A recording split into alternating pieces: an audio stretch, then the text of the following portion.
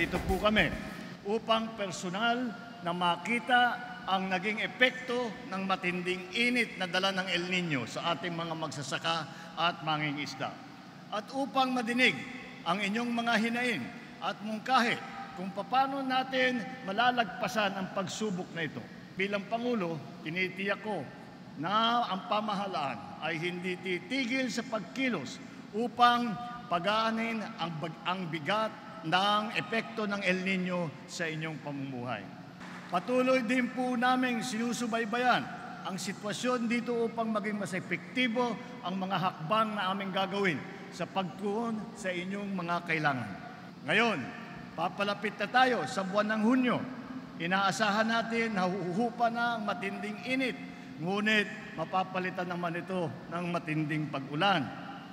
Kaya naman, inaatasan ko ang lahat ng mga ahensya ng gobyerno na ipagpatuloy ang pakikipag-ugnayan lalong-lalo na sa mga LGU bilang paghanda para sa darating naman na La Niña. Ito ay upang maibsan ang epekto ng matinding pagbaha na alam naman nating taon-taon na nararanasan ng mga komunidad dito sa Maguindanao del Sur. Mga kababayan, sa kabila ng mga programang ito, hindi natin kinakalimutan ang mga hamon sa seguridad na patuloy na iniinda dito sa Maguindanao del Sur. Hinihimok ko ang lahat na patuloy na magkaisa at samantalahin ang pagkakataong ito upang makipagtulungan sa ating gobyerno. Inaatasan ko rin lahat ng ahensya ng gobyerno, kabilang ang lokal na pamahalaan na tiyakin na makakarating sa ating mga kababayan ang iba't ibang ayuda at serbisyo mula sa pamahalaan. Marami pang hamon ang ating isusuungin. Ngunit sa ating pagtutulungan, malasakit at pagsisikap, kakayanin natin ang lahat na ito sa ating pagkakaisa. Makakamit natin ang mas magandang kinabukasan para sa Maguindanao del Sur, sa buong rehiyon ng BARM at sa ating inaantay na bagong Pilipinas.